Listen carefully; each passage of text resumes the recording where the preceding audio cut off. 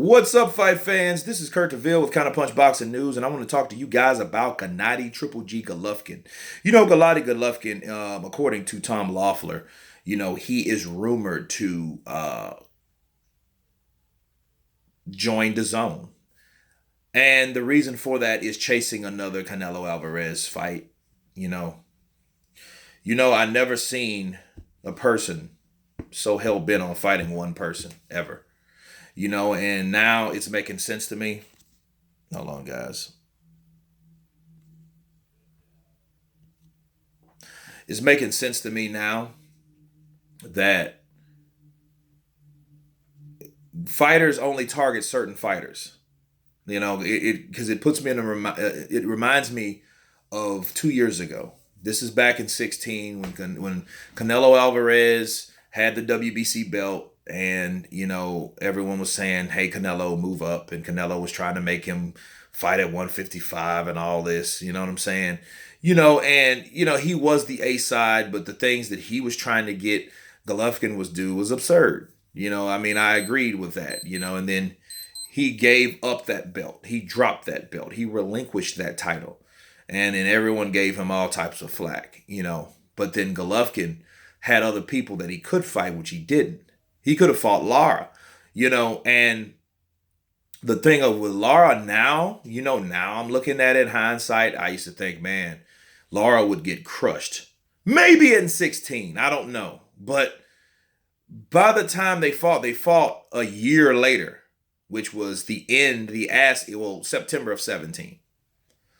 And I learned a lot about Golovkin in that fight. I learned because of his style, his abilities were limited.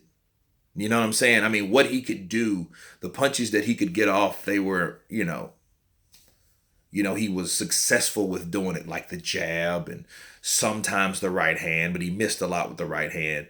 He might have got an uppercut in there too, but all of his body assaults and all that Mexican style shit went right out the window in fighting a guy that could actually box.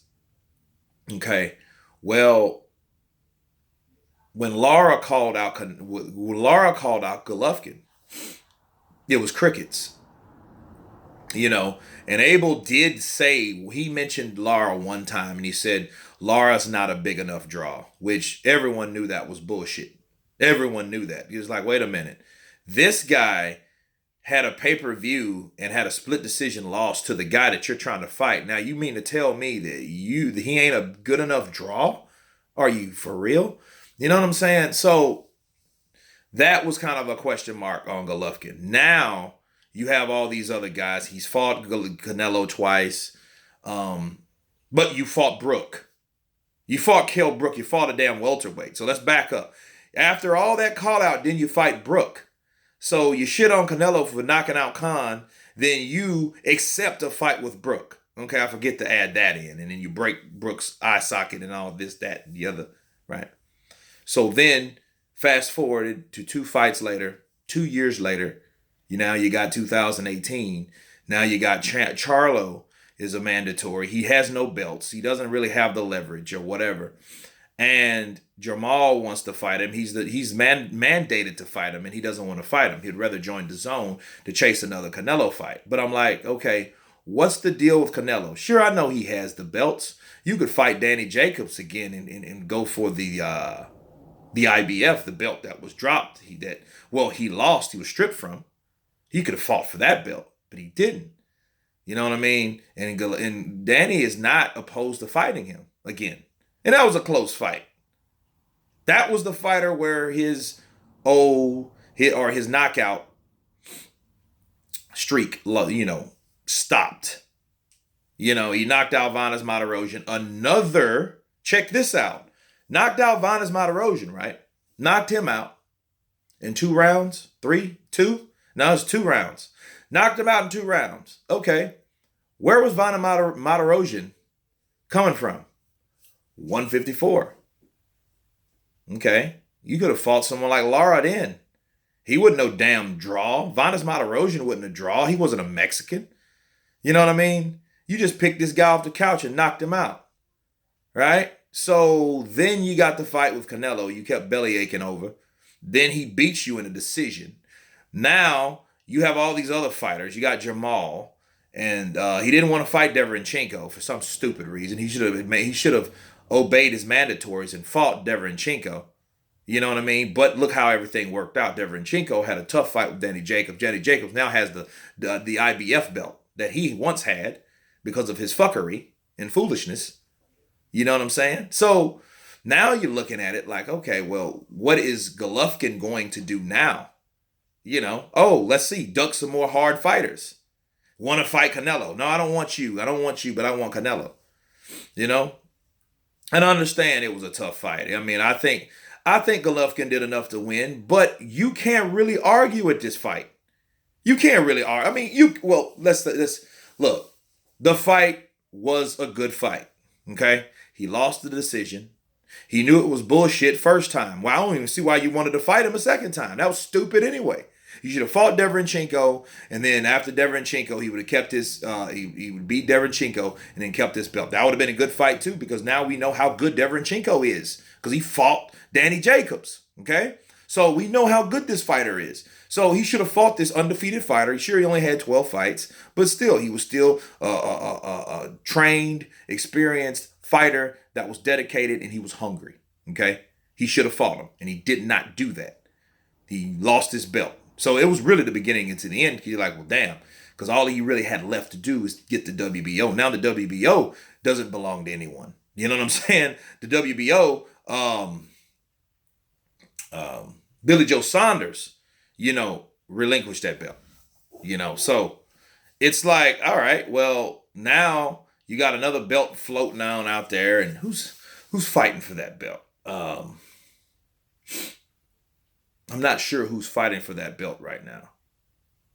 Oh, my fault, brain fart. That belongs to Boo Boo Andrade, right? So Boo Boo Andrade, he fought he's going to fight Billy Joe, but everybody knows what happened to Billy Joe. So Boo Boo Andrade has that belt. He didn't want to go that route. So I'm like, okay, you got two other dudes with other belts, but you don't want that. You want to go after Canelo, and he's fighting for another belt at 168, which is a smart move for Canelo. I got to take my hat off to him. You know what I mean? Move up in weight. You know what I mean? Fight the tall, Fielding, Fight that lower champion, that lower tier champion, just to get a feel for that weight class. He might stay there. But Golovkin, you're thinking about joining the zone to fight fight Canelo. Golovkin needs to understand he needs to regroup. He needs to not even start from zero, but he does need to humble himself and understand that a fight with Canelo now is not necessary. A rematch with him wasn't necessary. He should have been fine with with a draw, which is technically the win. Do you think Erislandy Lara would have been pissed off about a draw? No. He would have been satisfied because at least it wouldn't have been a loss, though. Because he knew he beat Canelo. You're not gonna outpoint Canelo. Canelo's strong as shit. You're not gonna knock this dude out, apparently. If Canelo can't do it, I don't know. Maybe Jamal can or somebody. That's if they can get in the ring with him. But the dude is strong, dude. The dude has a chin on him. He has a beard. Okay? So if you can't knock him out, and he's still a good, technically sound boxer. He's a really good boxer. You know what I mean? So he's fighting you, and he has all this protection, and he's the A side. It's hard to win a decision against. That's just the politics of the game. So he should have acknowledged that, and I think really his trainer should have told him and advised him that. Like, look, dude, we know you won that fight. And fighting him again would be stupid. You know what I mean? Unless we're just doing it for the money.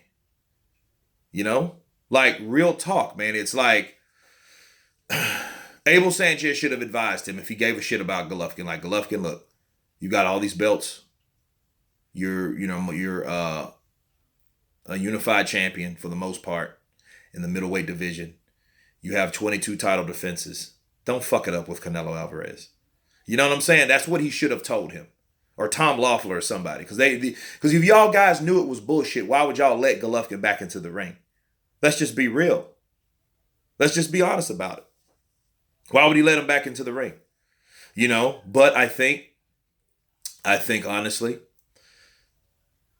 Tom Loeffler, Abel Sanchez, they knew Canelo was the cash cow, and money talks and bullshit runs a marathon. So they probably thought that, but they weren't going to advise that, because it's not about morals, or anything like that. It's about money. Like hell, he might lose because there's a good chance. Because Abel, look how he was acting after the fight. Well, we got to be confided with the decision. We have to be comfortable with the decision. It swings one way, it swings the other way. He knew that because I knew Canelo would. If it was a close fight, I knew Canelo would win. If he did a little bit more than he did last time, which he did, he would win the decision. So yeah, that makes perfect sense to me. It makes total perfect sense to me on why Abel did not, or Tom did not advise Golovkin, hey dude, why don't you fight someone else? Let's go for the Billy Joe Saunders fight. Fuck Canelo. There's some shadiness with that, some corruption with that, but what? It's also some money with that. Let's go for the money.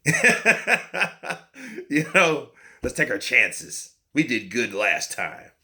And that was actually just a warning, and he should have been comfortable with that warning.